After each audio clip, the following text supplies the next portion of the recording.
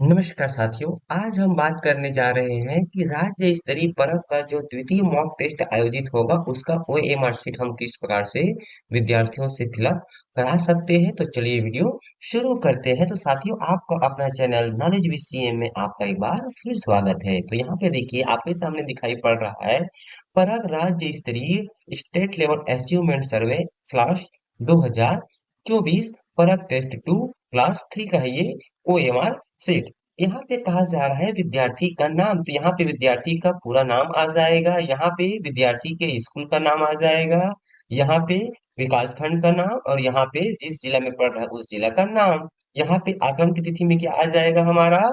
25/11/2024 आ जाएगा इस तरह से। यहाँ पे दिवस बोल रहा है तो दिवस में क्या आ जाएगा हमारा? सोमवार, क्योंकि द्वितीय मॉक टेस्ट हमारा 25 नवंबर को आयोजित हो रहा है। तो इस प्रकार से यहाँ पे आ जाएगा सोमवार। उसके बाद देखिए, यहाँ पे कहा जा रहा है माध्यम। तो परीक्षा का माध्यम, तो जो हिंदी मीडियम वाले हैं यहाँ पे हिंदी पे गोला करेंगे, अंग्रेजी मीडियम वाले अंग्रेजी में गोला करेंगे, जैसे कि स्वामी आत्मानंद हो गया, और साथ ही साथ बहुत से प्राइवेट स्कूल है जहाँ पे इंग्लिश मीडियम संचालित है। और संस्कृत मीडियम वाले संस्कृत पे गोला करेंगे, उर्दू मीडियम वाले उर्दू पे गोला करेंगे। तो चलिए, अभी हम हिंदी मीडियम की बात कर रहे हैं, तो यहाँ पे हिंदी पे इस प्रकार से इस गोले को पूरा क्या कर दिया जाएगा, इस तरह से आपको पूरा पैक कर देनी है इस तरह से। उसके बाद यहाँ पे कहा जा रहा है विद्यार्थी की आईडी। तो यहाँ पे आपको विद्यार्थी का जो यू डाइस प्लस का पेन नंबर है, परमानेंट एजुकेशन नंबर, उस नंबर को यहाँ पे आपको फिल कर देनी है एक डिब्बे में, एक डिजिट। अब मान लीजिए किसी विद्यार्थी का यू डाइस प्लस में उसकी एक बार भी एंट्री नहीं हुई है, यानी कि उसका पेन नंबर जनरेट नहीं हुआ है, तो उस स्थिति में आप यहाँ पे विद्यार्थी का यूनिक आईडी किस प्रकार से क्लियर कर सकते हैं? तो उसके लिए देखिए, आपके विद्यालय का जो 11 डिजिट होता है, तो शुरू के आपको कितने अंक लेने हैं? 8 अंक को ले लेनी है। उसके बाद 8 अंक लेने के बाद आपके यहाँ जो सेक्शन है, विद्यालय विद्यालय में मान लीजिए कि विद्यार्थी ज्यादा होते हैं तो सेक्शन में डिवाइड होते हैं। तो ए के लिए आपको मान लीजिए सेक्शन ए है तो उसके लिए आपको एक लेना है, और सेक्शन बी है उसके लिए आपको दो लेना है, और सेक्शन सी है उसके लिए आपको तीन लेना है। और मान लीजिए आपके यहाँ केवल एक ही सेक्शन है तो उस यहाँ पे आपको एक लेना है। उसके बाद तीसरा में हो जाएगा विद्यार्थी का सरल क्रमांक, उसका रोल नंबर। मान लीजिए उसका रोल नंबर 1 से लेकर 9 तक 1 डिजिट में है, तो आपको 2 डिजिट लेना है, तो इसलिए उस अंक के आगे में आपको जीरो लगानी है। मान लीजिए किसी विद्यार्थी का रोल नंबर 5 है, तो जीरो 5। तो इस प्रकार से देखिए किस प्रकार से उसका यूनिक आईडी बन जाएगा। यू डाइस प्लस के शुरुआत के 8 अंक, इस तरह से देखिए ये हो गया यू डाइस प्लस के शुरुआत के कितने अंक? 8 अंक हो गया, है ना। उसके बाद 8 अंक लेने के बाद उसके बाद यहाँ पे हो जाएगा उसका सेक्शन का, मान लीजिए एक सेक्शन तो यहाँ पे हो जाएगा 8 के बाद एक, और सरल क्रमांक उसका 5 है तो 0 5। तो इस प्रकार से देखिए 2 2 4 2 6 2 8 2 10 11 अंक का उसका यूनिक आईडी तैयार हो जाएगा। इस प्रकार से यूनिक आईडी आपको तैयार कर लेनी है। उसके बाद यहाँ पे लिंक कहा जा रहा है, तो यहाँ पे संबंधित विद्यार्थी का लिंक पे आपको टिक कर गोला लगा देनी है। बालक के लिए बालक पर, बालिका के लिए बालिका पर, और ट्रांसजेंडर के लिए ट्रांसजेंडर पे। तो चलिए हम यहाँ पे विद्यार्थी के लिंक पे गोला लगा देते हैं। मान लीजिए वो बालक है तो हमने ये क्या कर दिया, ये बालक पे गोला लगा दिया इस तरह से। उसके बाद यहाँ पूछा जा रहा है ग्रेड, यानी कि विद्यार्थी जिस क्लास में पढ़ रहा है उस क्लास में आपको इस प्रकार से गोला लगाइएगा। तीसरी के लिए 3 पे गोला लगा देगा, छठवीं का है तो छठवीं पे गोला लगा देगा ओएमआर शीट पे इस तरह से। अब उसके बाद यहाँ पे कहा जा रहा है वर्ग। तो यहाँ पे विद्यार्थी का वर्ग आ जाएगा। एससी के लिए एससी में इस पे गोला लगाएंगे, एससी यानी कि अनुसूचित जाति, एसटी यानी कि अनुसूचित जनजाति, अन्य पिछड़ा वर्ग, और सामान्य। तो विद्यार्थी जिस भी वर्ग से बिलोंग करता है उस पर इस प्रकार से इस गोले को क्या कर देगा, इस तरह से डार्क कर देगा, काले या फिर नीले बॉल पॉइंट पेन से। याद रखिएगा कि गोले से बाहर नहीं जाना है।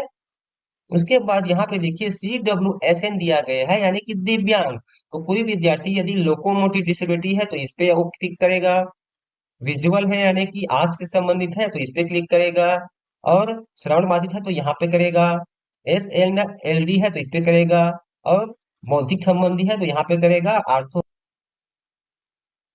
और मान लीजिए विद्यार्थी दिव्यांग नहीं है, उस स्थिति में इस डिब्बे को आपको पूरी तरह से क्या कर देनी है, छोड़ देनी है। उसके बाद यहाँ पे कहा जा रहा है यू डाइस कोड, तो यहाँ पे विद्यालय का 11 डिजिट का यू डाइस कोड फिलअप करनी है, जिसमें एक डिब्बे में एक डिजिट फिल करनी है। उसी प्रकार से यहाँ पे स्कूल कहा जा रहा है, तो यहाँ पे आपको बता देनी है कि केवल बालक शाला है तो आपको इस पे क्लिक, इस पे गोला को भरनी है। बालिका शाला है तो आपको इस पे करनी है, और यदि बालक और बालिका दोनों एक साथ पढ़ते हैं तो आपको ये को एजुकेशन पे फिलअप कर देनी है इस तरह से। उसके बाद यहाँ पे आपको एरिया बता देनी है कि ग्रामीण क्षेत्र के स्कूल है तो आपको ग्रामीण पे गोला करना है, और शहरी क्षेत्र के स्कूल है तो आपको शहरी पे गोला कर देनी है इस तरह से।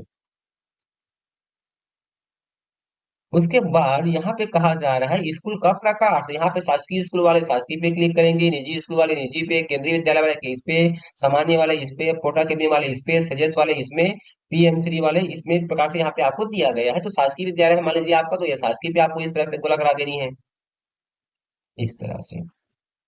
अब उसके बाद देखिए यहाँ पे कहा जा रहा है कि विद्यार्थियों द्वारा भरे गए उत्तर, तो यहाँ पे आपको विशेष ध्यान देना है कि विद्यार्थी यहीं पे त्रुटि करते हैं। यहाँ पे देखिए हर प्रश्न के चार चार ऑप्शन दिए गए हैं। अब मान लीजिए कि पेपर जो आपको मिलेगा, मान लीजिए कि शुरुआत के जो विषय है मान लीजिए इस प्रकार से गणित से संबंधित है, तो गणित से संबंधित है तो क्या हो जाएगा, एक से लेकर जो 15 क्वेश्चन है हमारा गणित विषय का है।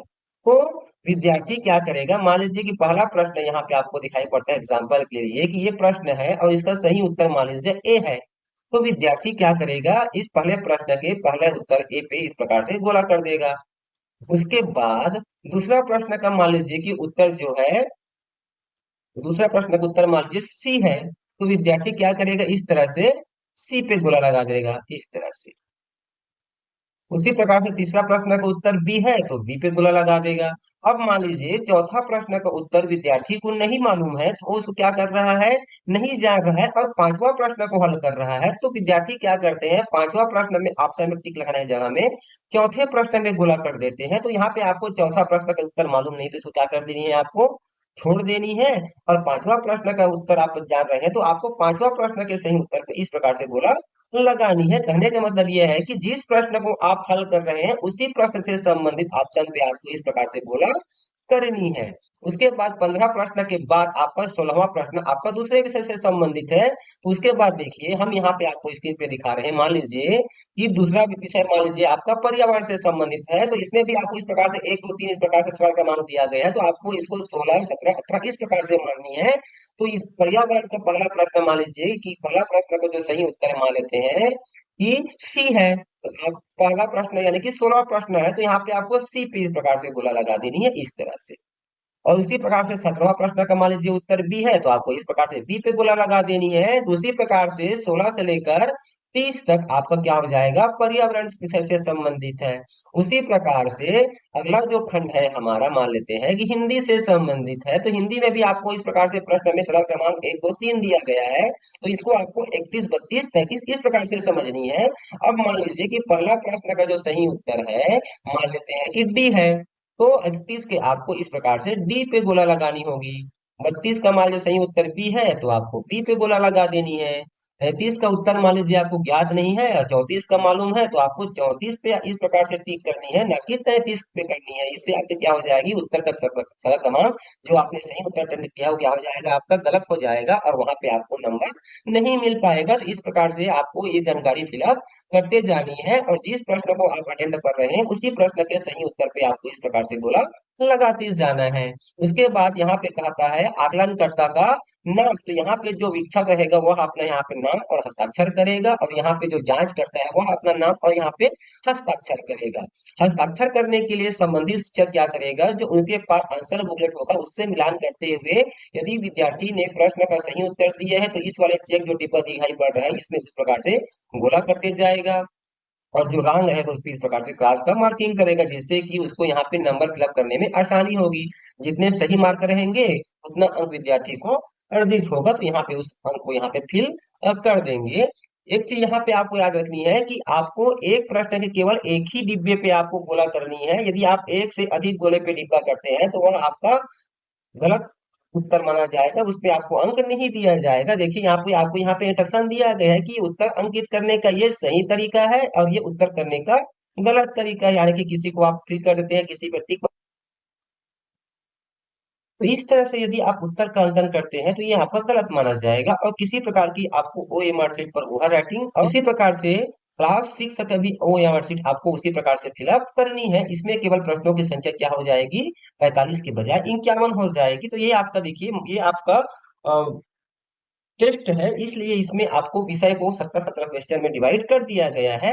तो यहाँ पे देखिए प्रारंभ के 1 से लेकर 17 आपके एक विषय के हो जाएंगे। उसी प्रकार से फिर आपका 18 से शुरू हो जाएगा, तो 34 तक के आपके दूसरे विषय से संबंधित है। अब मान लीजिए कि आपके क्वेश्चन बुकलेट में इसको भी 1 2 3 काउंट किया गया है, तो आपको यहाँ पे ध्यान रखना है, ध्यान देना है कि आपको फिर से एक पेज नहीं जानी है। तो आपको शुरुआत के जो आपके प्रश्न पेपर में विषय रहेगा उसके लिए निर्धारित होगा प्रश्न 1 से लेकर के 17 तक के OMR का अंकन, उसके बाद दूसरा 18 से लेकर के 34 तक का उसके लिए हो जाएगा,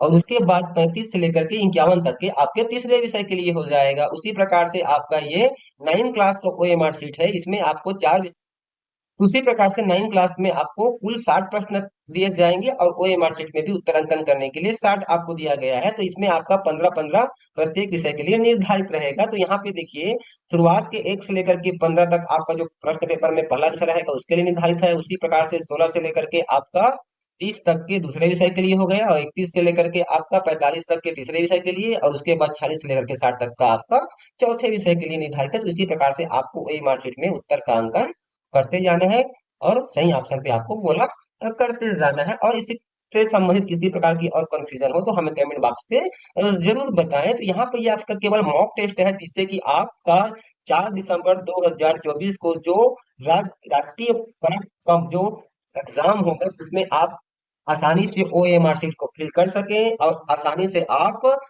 जो प्रश्न है उसका सही उत्तर का अंकन कर सके, उसके लिए ये मॉक टेस्ट आयोजित किया जा रहा है, जिससे कि आप अच्छे से अभ्यास कर लगे। तो साथियों आज का वीडियो आपको कैसा लगा हमें कमेंट्स कर जरूर बताएं। तो फिर मिलते हैं साथियों इसी प्रकार की नई जानकारी एक नए वीडियो के साथ, तब तक के लिए साथियों नमस्कार, जय जोहार।